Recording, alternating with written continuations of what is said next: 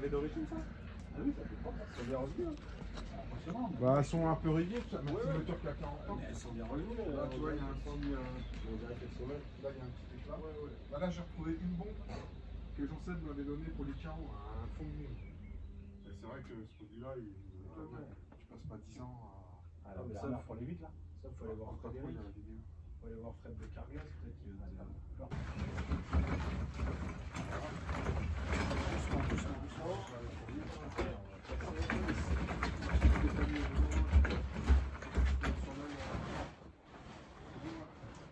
Vas-y, René. Le pied au pied,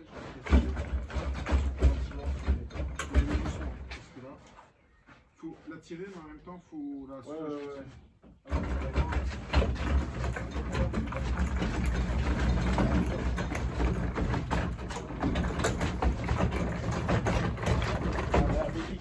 Attends, le chandelle elle bouge, donc la chandelle elle bouge devant. Ouais. Il y a un petit Ça, elle bouge après quoi? Elle est sortie, elle est pas sortie? Elle commence à sortir de la carte. Alors, attends, faut être à plusieurs. Attends, sinon Aurélien il va la remettre un peu. Non, c'est bon? C'est bon. Ok. Les côtés, je sais pas comment c'est. Non, chez nous ça va. Bon, ça devrait aller pour l'instant. Quoique, Aurélien essaye de la pousser un peu plus, mais vers moi, vers terre. C'est bon. Là, elle n'a pas bougé.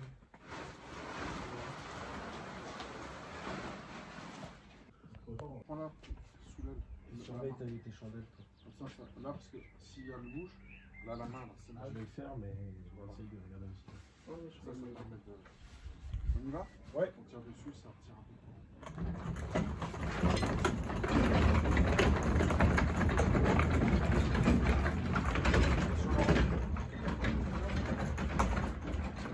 Vas-y, bascule.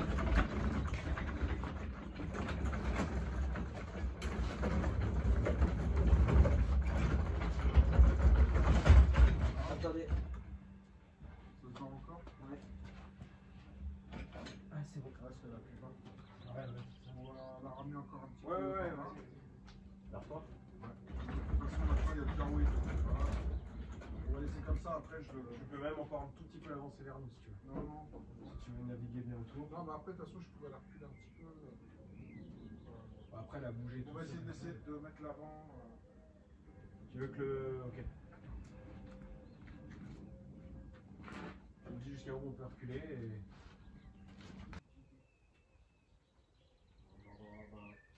Oui, si tu veux regarder. On regardera. Ok. Voilà. Bon, nickel. Ciao, Jean-Paul. Ciao.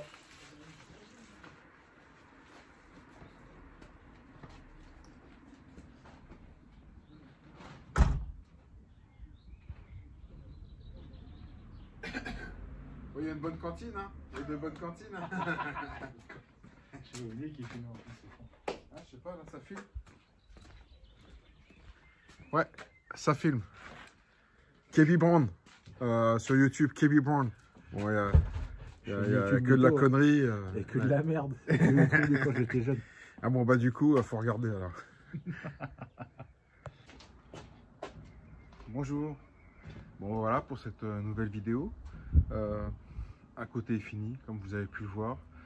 Je l'ai retourné pour pouvoir travailler à l'abri de la pluie qui vient souvent du côté des champs là-haut. Donc il nous reste cette partie-là à faire. Pareil, l'aile arrière, la porte, l'aile. Je vous montrerai sur la porte, j'ai été hyper surpris. À un moment donné, j'ai vu une petite cloque sur l'ancienne porte. J'ai commencé à gratter et des plaques comme ça, de peinture carrément qui partaient. Ce qui veut dire que la portière a dû être repeinte, mais sans être poncée. Je ne sais pas ce qui s'est passé. J'avais jamais vu ça. Donc ça s'écaille de partout. Je vous montrerai, j'en ai gratté parce qu'en fait on gratte un petit bout, puis toc ça tombe et puis c'est toujours le réflexe de gratter un peu plus. Donc il en reste comme ça, je pourrais vraiment vous montrer. J'ai une aile avant que je vais mettre en place sur la voiture pour pouvoir la redresser correctement. Donc je vais la refixer. Et puis je vais sûrement mettre en place aussi la porte. Je vais regarder dans quel état elle est. S'il y a de la rouille comme sur la porte de l'autre côté, je vais pas refaire une vidéo là-dessus parce qu'il y en avait déjà une. Donc je la ferai en amont et comme ça on regardera pour faire ce côté-là, les mastiques. Je viens vous montrer parce que j'utilise moi 3 types de mastiques. Donc il y en a que j'ai pas là, il faut que j'aille en acheter. Mais en gros, j'ai du Cinto Alu, le gris. On a le Cinto comme le beige là, qui fait un peu tout. On dit que c'est le Cinto qui fait un petit peu tout. Et après, il y en a un blanc qui est vraiment pour la finition. On le met, on le ponce très légèrement. Donc c'est les 3 Cintos que j'utilise. Souvent de mettre différentes couleurs, ça m'aide à savoir à peu près les charges, où j'en remets, où j'en remets pas. Ça me permet de voir toutes ces choses là. Donc sur cette partie là, bon, on va essayer de faire tout ça ensemble pour arriver à la même conclusion qu'on a fait de l'autre côté, voire mieux, parce que de l'autre côté c'était le coup d'essai. On va essayer de faire mieux sur ce côté là. Et puis bah déjà quand on aura fini ça, je m'installe et c'est parti.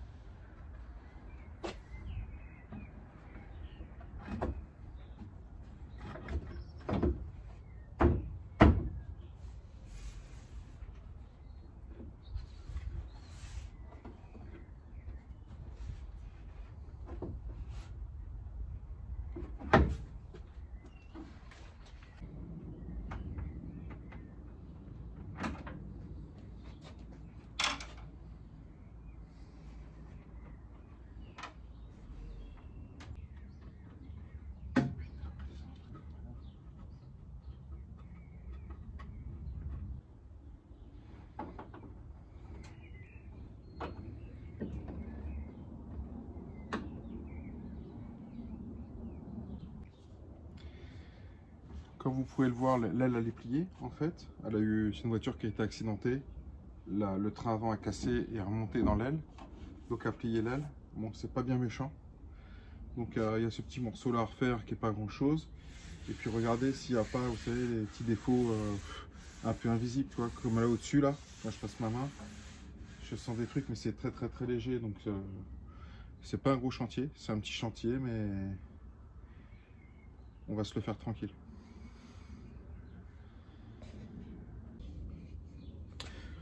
Alors moi ce que j'utilise c'est le taille pinçoir. C'est l'un de mes tas préférés, on a tous notre tas. C'est un tas que j'aime bien parce qu'il y a des arrondis, il y a des arêtes, il y a le plat. Il y a aussi une forme, voilà. Et puis depuis toujours, j'ai toujours travaillé moi à la batte lime. Il y en a qui vont travailler au maillet, d'autres à la batte plate, d'autres à des grandes battes. Bon moi j'ai bossé comme ça et ça me va bien. Donc là, le but, c'est de mettre déjà l'arête du tas. On a une arête juste ici, je ne sais pas si on le voit. Donc déjà, caler le tas dans l'arête, en forçant légèrement vers soi, et déjà en ramenant après la tôle.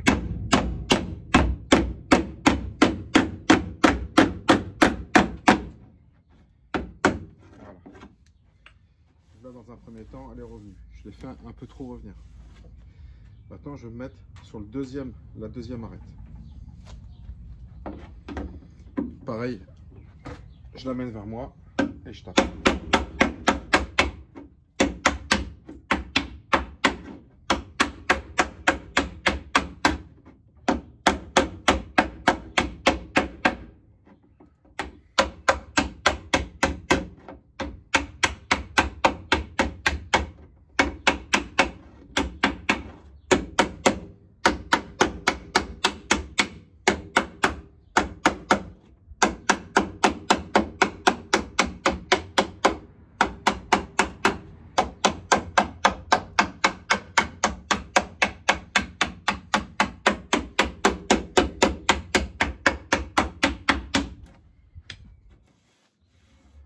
Voilà, donc elle a déjà repris sa forme. C'est pas parfait, attention, mais elle a repris sa forme. Maintenant, je vais rabattre la bordure là pour la renforcer. Voilà, j'ai un marteau. Bon, c'est un marteau comme ça, mais vous avez vu la gueule qu'il a. Je sais même pas si je vais y arriver du coup avec ça, mais c'est le marteau de mon grand-père, mon arrière-grand-père qui était cordonnier. Il a, je sais pas, 70 ans, 80 ans, j'en sais rien.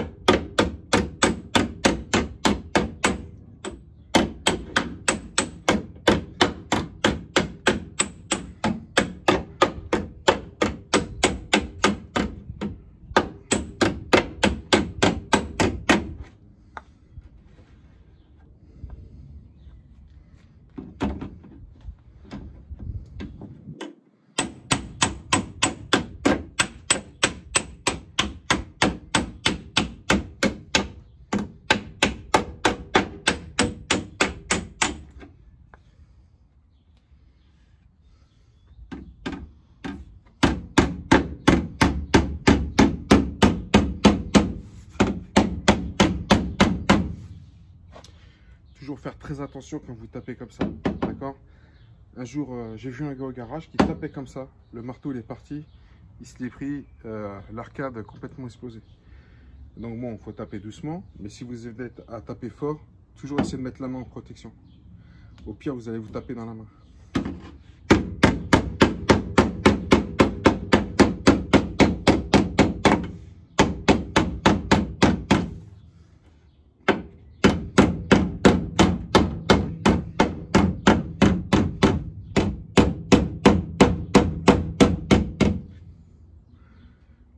Le marteau a résisté.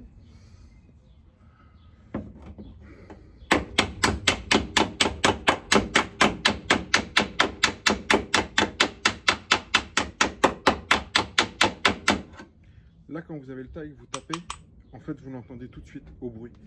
Si vous tapez pas là où il y a le tas, c'est pas le même son. Si je suis là, vous avez vu, ça n'a rien à voir. Donc c'est vraiment un indicateur.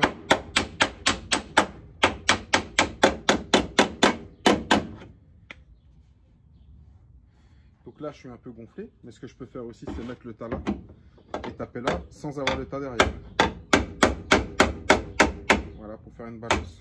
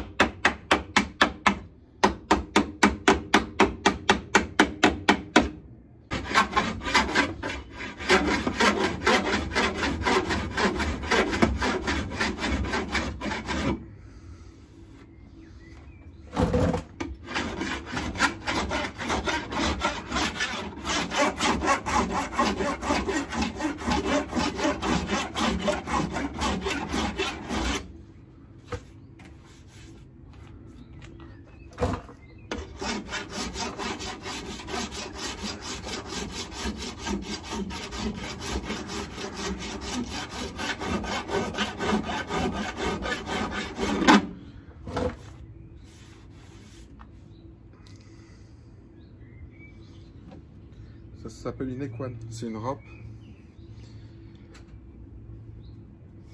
C'est comme une grosse lime et qui lime une surface complète.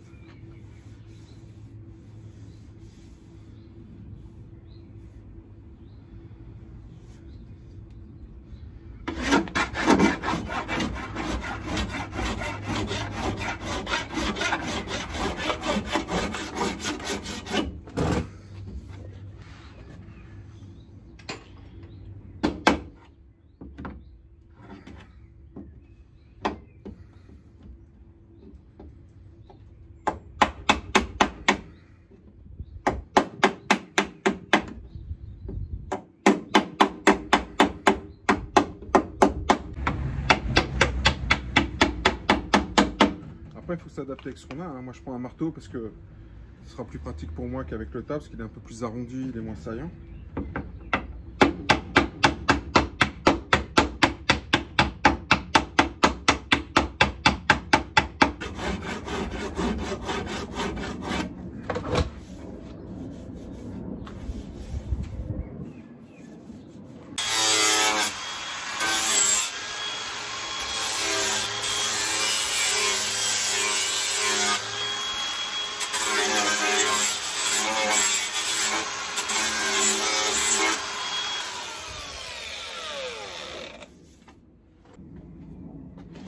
Et voilà, ça sera fait après en mastic. Donc vous voyez, si je regarde le temps d'intervention, c'est 15 minutes. Donc ça sera sur mon raccourci. Je ne vais pas vous mettre 15 minutes comme ça, mais en réalité, voilà, 15 minutes.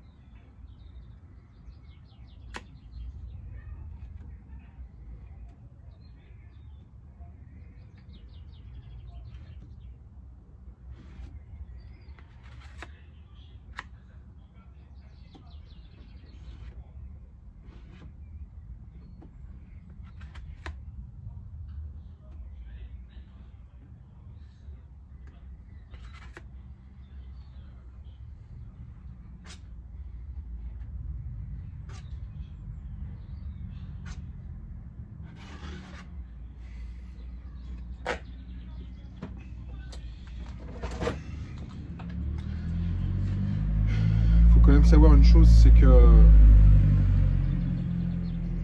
mieux est posé le cinto, moins il sera difficile à poncer. Ça, c'est une règle. Plus on s'applique dans la pose, et bien sûr que ce sera beaucoup plus facile à poncer derrière.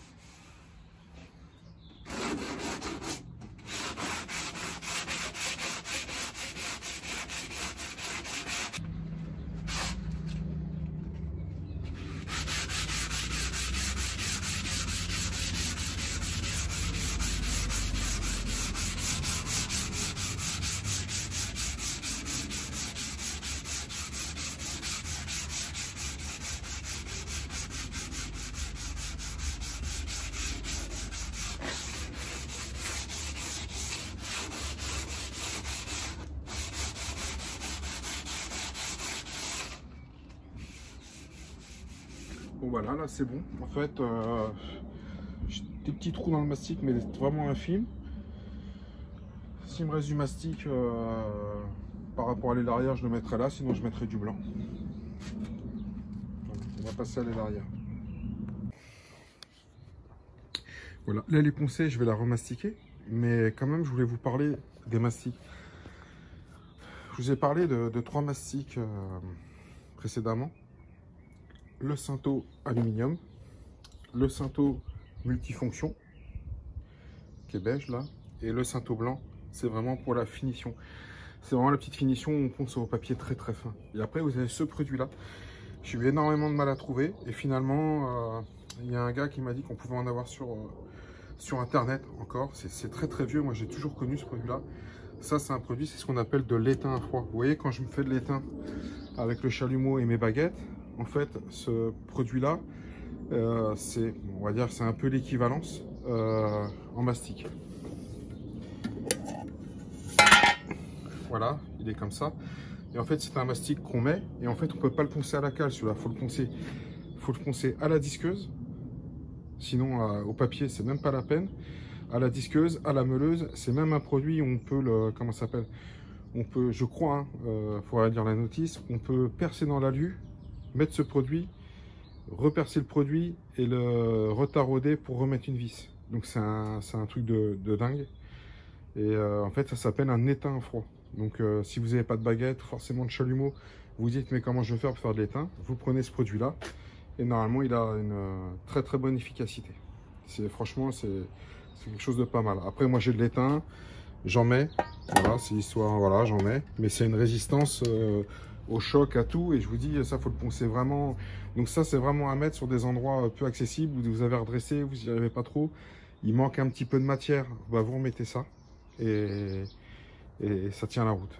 Après moi souvent j'utilise le gris, le Cinto alu sur mes premières couches, parce que c'est là où il y a le plus de défauts.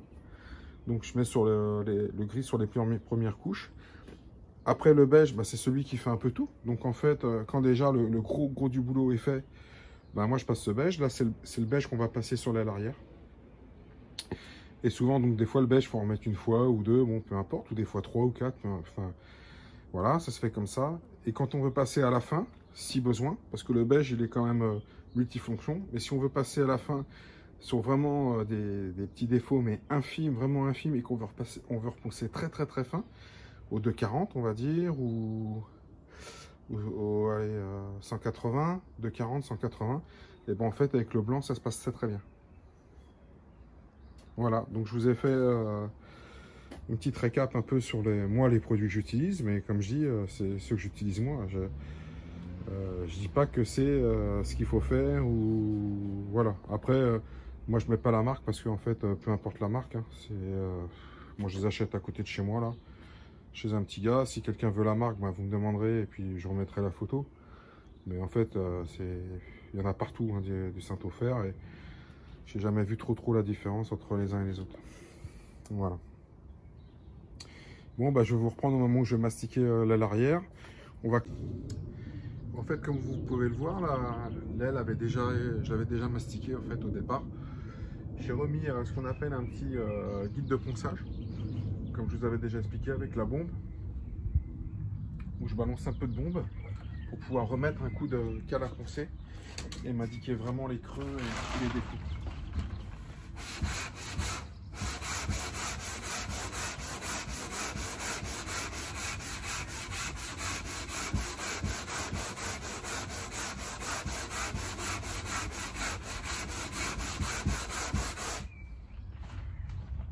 Vous voyez, là on a l'exemple type.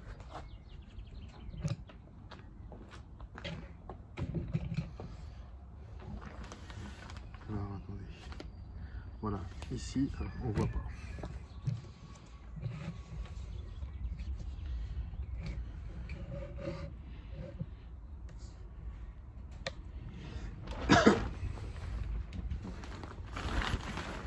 Là on a l'exemple type du creux. Ici vous voyez. J'ai poncé, donc j'ai retiré le Cinto.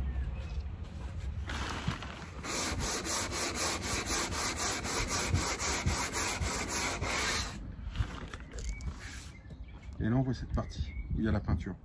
Ça veut dire que là, j'ai un creux. Je vais essayer de diminuer avec la cale en descendant sur le côté.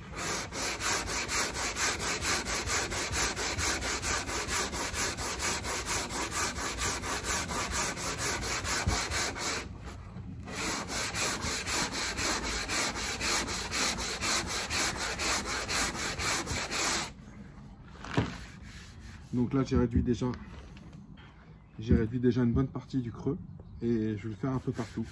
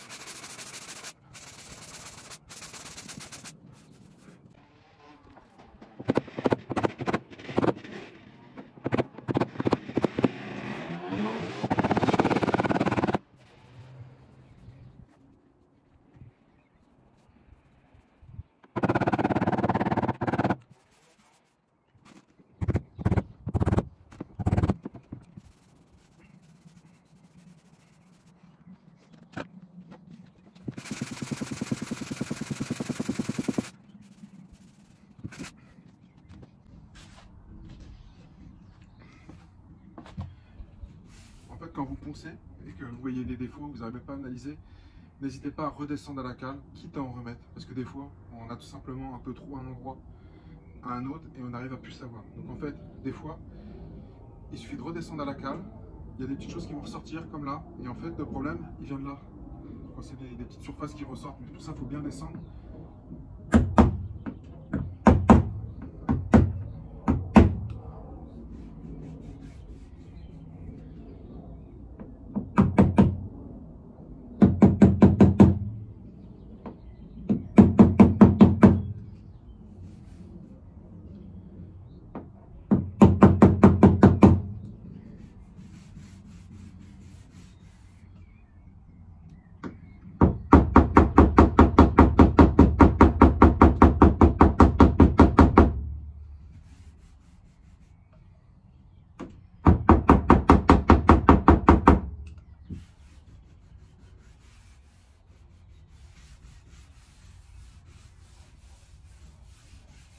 Donc dans l'ensemble, c'est pas si mal.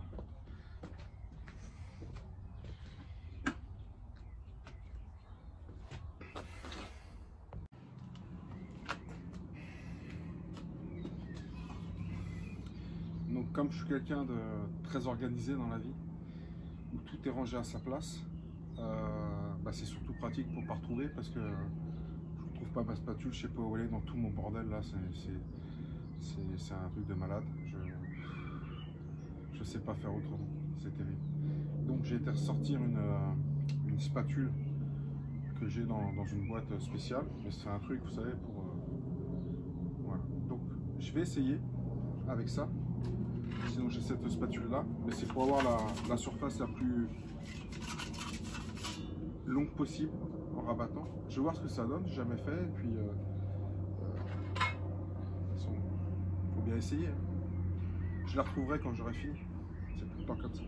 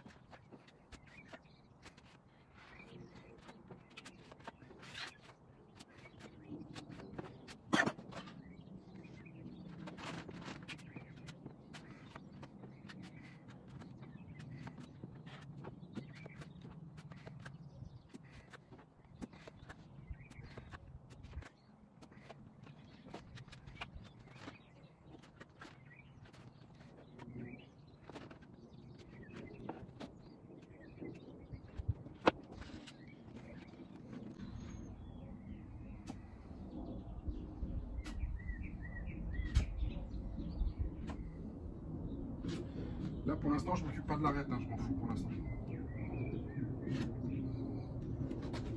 L'arête on la fera après.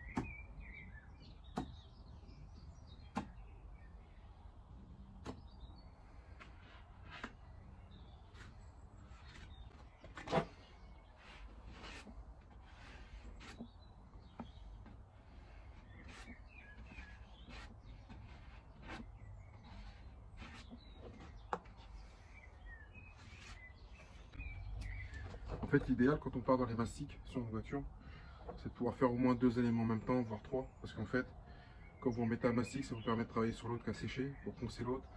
Vous êtes sur un autre, vous en mettez, et en fait, ça va beaucoup plus vite que si vous faites un élément. On attend que le mastic sèche. Voilà, si vous avez l'occasion d'en faire 2 en même temps, c'est pas grave, hein, vous pouvez très bien en mettre un là et un là. Vous avez vu en 2 secondes, on passe de l'un à l'autre. Il n'y a pas de souci pour ça. On se revoit avant du ponçage, quand ça va sécher. Ça sera sûrement demain maintenant. À demain.